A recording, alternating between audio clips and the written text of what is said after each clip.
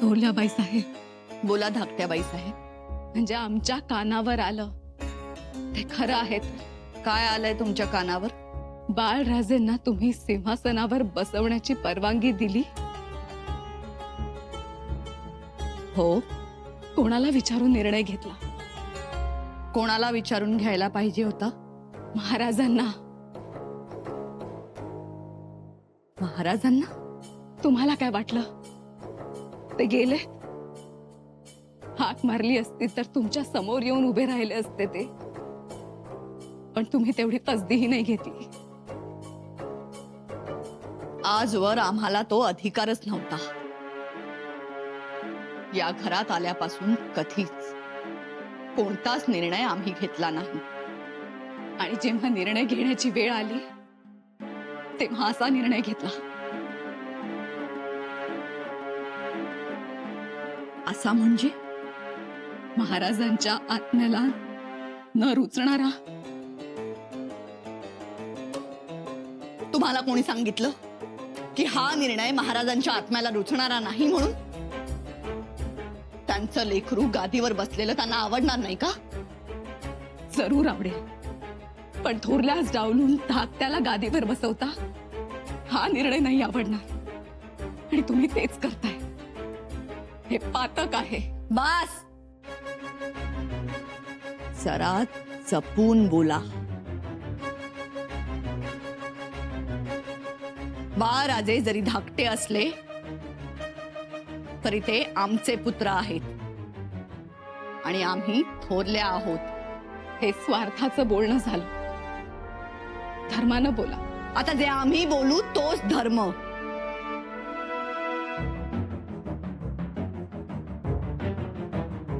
आणि आम्ही निक्षून सांगतोय, बाळराजेंना गादीवर बसवण्याचा निर्णय हा आमचा नसून अष्टप्रधानांचा निर्णय आहे. आम्हाला तो मान्य नाही. आम्हालाही मान्य नव्हता, पण मान्य करावा लागला. आणि तुम्हालाही तो मान्य करावा लागेलच. गादीवर बसण्याचा अधिकार फक्त शंभूराजांचा. ते बसले तर आनंद. मग आता आनंद होत नाहीये का? नाही. तुमच्या पोटी मूल नाही, त्यामुळे मुलाचं भलं झाल्यावर काय आनंद होतो ही भावना तुम्हाला कशी कळावी? नसेल आमच्या पोटी मूल, पण मातृत्वाची ओळख आहे आम्हाला. शंभू बाळांना आम्ही पाठीपुढ्यात घेऊन झोपलो. त्यांना नाऊ माखू घातलंय आम्ही. आमचं मूल आहे ते. आणि आम्ही त्यांच्यावर यशोदेची माया केलीये. मग तशीच माया बाळराजेंबद्दलही ठेवा. दोघांमध्ये फरक करू नका. आणि जे काही घडतंय त्यात आनंद माना. त्यापेक्षा आम्ही गड उतार होऊ.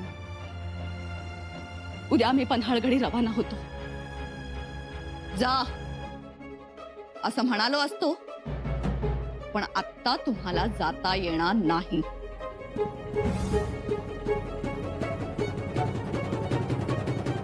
म्हणजे बाळराजेंचं मंचकारोहण होईपर्यंत तुम्हाला गड उतार होता येणार नाही. आम्ही थांबणार नाही. थांबावं लागेल. हा राजमातेचा आदेश आहे. आदेश? हुकूम समजला तरीही चालेल.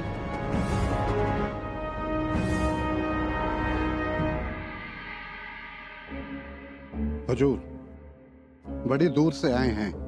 युवराज शंभू राजे के दीदार हो जाते और दिलासे के दो अल्फाज हो जाते तो बड़ी तसल्ली मिल जाती. बात सही, पर बहुत गहरा सदमा है. त्यात भेट नाही. युवराज बोलू शकत नाही. मानता हूं कि मातम छाया है, पर अपने मालिक कुतुब शाह बादशाह को मैं क्या जवाब दूं? जवाब आमचे युवराज देतील. खत पाठवतील. अब आप पधारिए. जी. इतने सारे लोग आ जा रहे हैं जिनको कभी देखा भी नहीं. दाल में कुछ काला तो नहीं? चलो देखते हैं.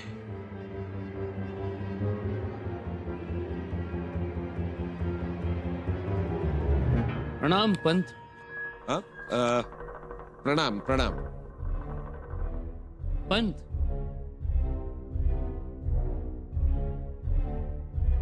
हल्ली बरेच लोक पन्हाळ किल्ल्यावर येत असतात. हाँ मग. 2 दिन पहले फिरंगी आया था, 37 का आदमी आया था. अरे येतात, पण तुला काय त्याचं एवढं? नाही, मला काय नाही, पण इतके लोक काय येतात? हे बघ बाबा, बाहेरच्या माणसाला काय सांगायला मी बांधील नाही, समजलं? बाहेरचा माणूस? मी युवराजांचा मित्र आहे. अरे तुझी ख्याती कुणाला माहित नाही बाबा.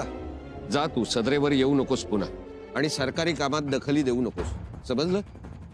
जा.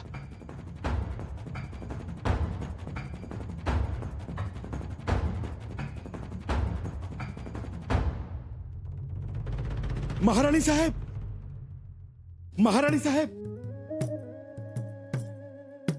बाळ राजांच्या मंचकार होण्याचा मुहूर्त सापडला.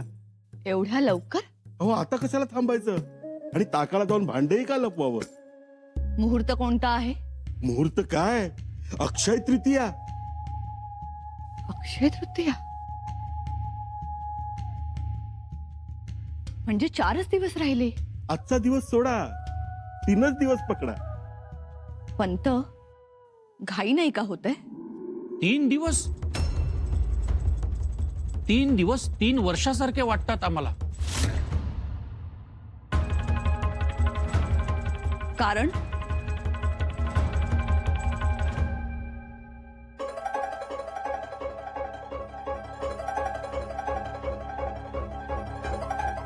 शंभूराजे, शंभूराजांना जेव्हा ही खबर पोचेल तेव्हा किती आणि केवढा मोठा झंझावात होईल कोणास ठाऊक. ते पडले शीघ्रकोपी. म्हणून काय झालं? महाराणी साहेब, ज्या खबरा जातील त्यात ही खबर असेल की राणीनं राजा मारला. पुढचा मोहरा शंभूराजे. याला जर बगल द्यायची असेल तर बाळराजांचं मंचकारोहण महत्वाचं. दादा, मुहूर्त सांगितलास ना? हो, सांगितलं ना. मग आम्ही तयारीच लागतो. म्हणजे होईल कसं, एकदा का त्यांना समजलं रायगडाच्या गादीवर राजाराम राजे बसलेत की उठणाऱ्या झंझावाताला लगाम बसेल, उठणारी धूळ खाली बसेल. मग आपण दवंडी देऊ, डंका पिटू. आजपासून रायगडाचा राजा, स्वराज्याचा राजा राजाराम राजे आहेत म्हणून. त्यानं काय होईल? तुमचा वचक राहील आणि कोणीही अदब सोडून पुढे येणार नाही. आम्हाला थोडा वेळ द्या.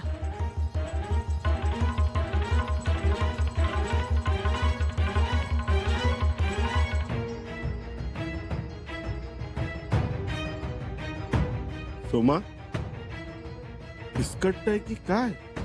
दादा, उंबरठा ओलांडताना डावा पायात टाकलाय म्हणजे काम होणार.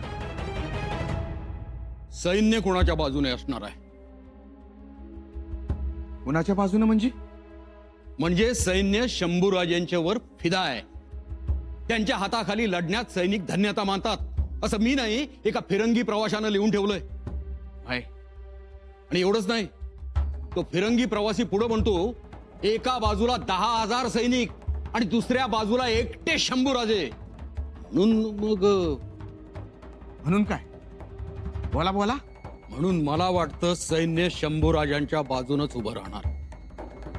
तसं काय बी होणार नाही, कारण सेनापती हंबीरराव आहे आणि त्यांची सैन्यांवरची पकड ही बळकट आहे.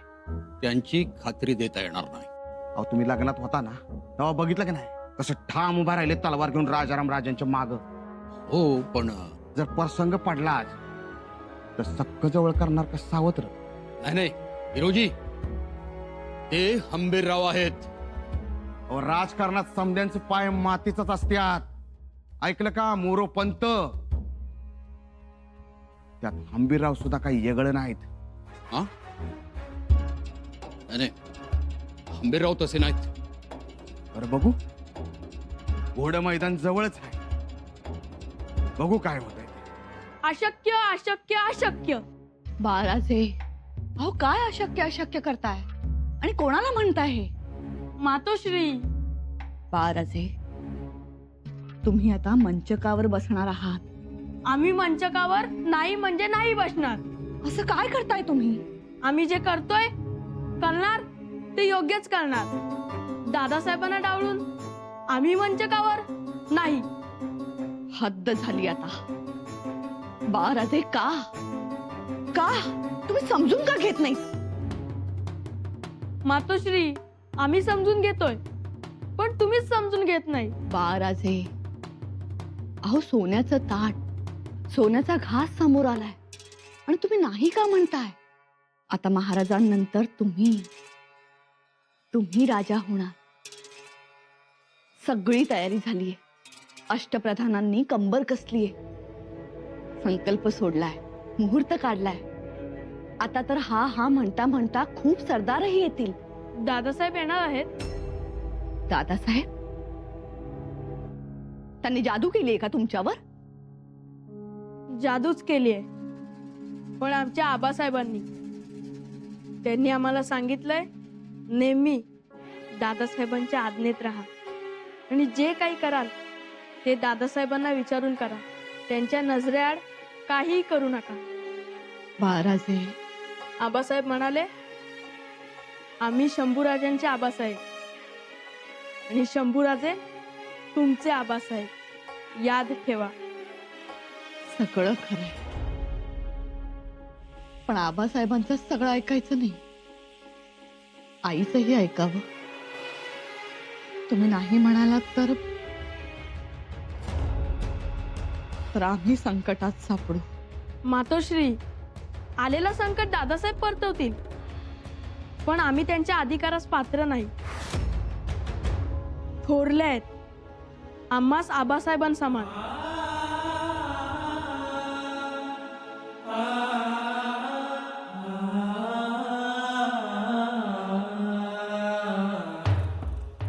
युवराज जी, मैं इतना जान गया, यहाँ पूरी दाल ही काली है. म्हणजे सदरेवर हल्ली बरेच लोक येतात. अहो ते येणारच. युवराज येते आहेत. धारावजी बात वो नहीं है. लोक येतात मतलब अनोळखी लोक येतात.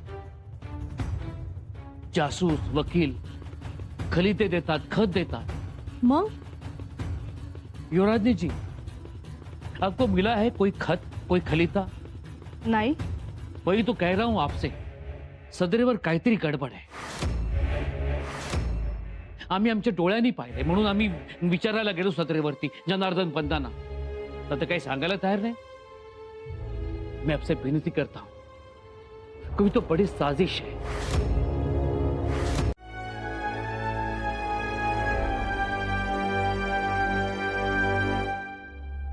अरे देवा, समोर बघ, युवराज आहेत.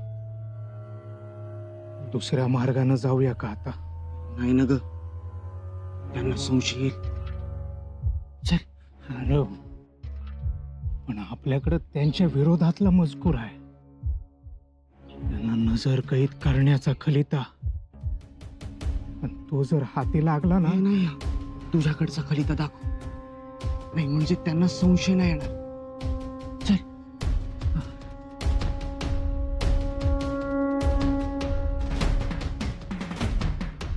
मुजरा युवराज. बरीच मोठी दौड मारलेली दिसते. हा, कुठून आलात? कुठून? रायगडावरनं. काय घेऊन आलात? खलीत नेहमीच्या दरबाराच्या कामाचं.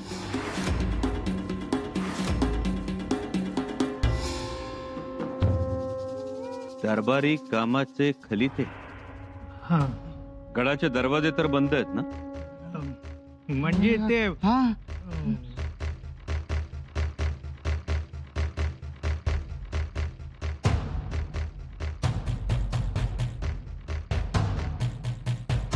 मग नेमके तुम्हीच कस काय खाली आलात? ते युवराज युवराज आम्ही बेकसूर आहोत. युवराज खरंच युवराज आम्ही बेकसूर आहोत. ज्योताजी गिरफ्तार करा यांना. युवराज माफ करा ना. घेऊन जा सदरेवर यांना. युवराज माफी असावी. युवराज आम्ही बेकसूर आहोत. युवराज.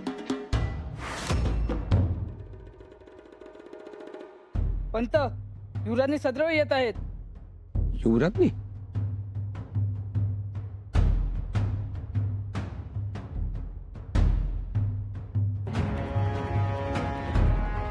मुजरा युवराजनी. पंत काय गडबड आहे? गडबड? कसली गडबड? काहीच नाही. माफ करा पण गडबडीच्या माणसाला सगळीकडे गडबडच दिसणार. लोक येत आहेत, पत्र खलिते देत आहेत. शंभू राजेंच्यामुळे राबता वाढलाय आणि ते होणारच ना.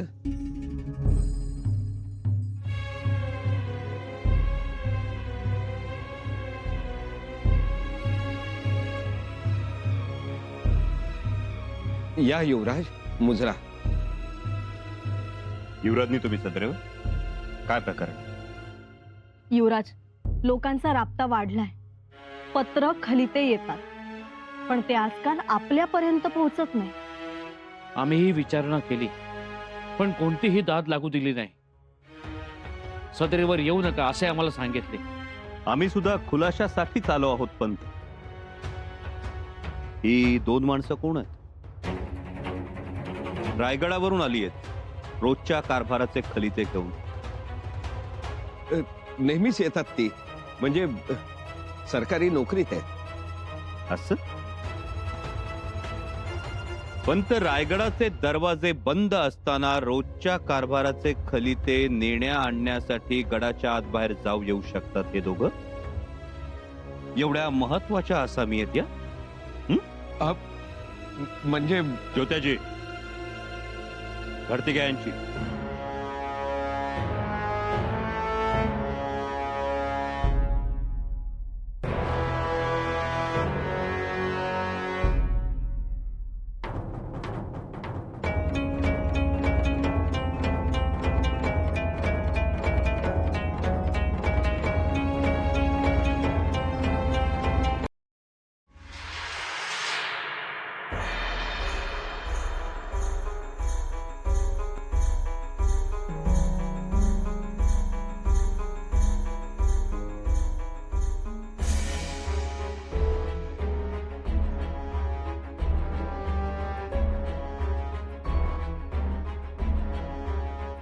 अहो खरंच काय नाहीये. देवाचे अंश घेतो काय नाही हो.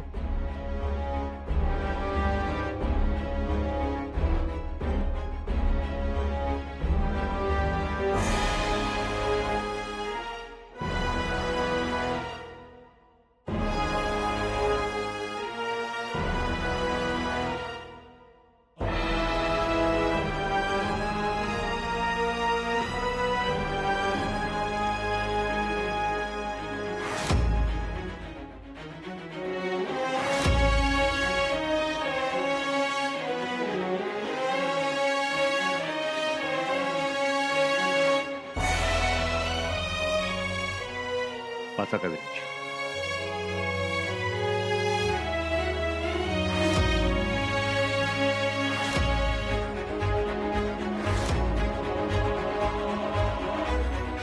युवराज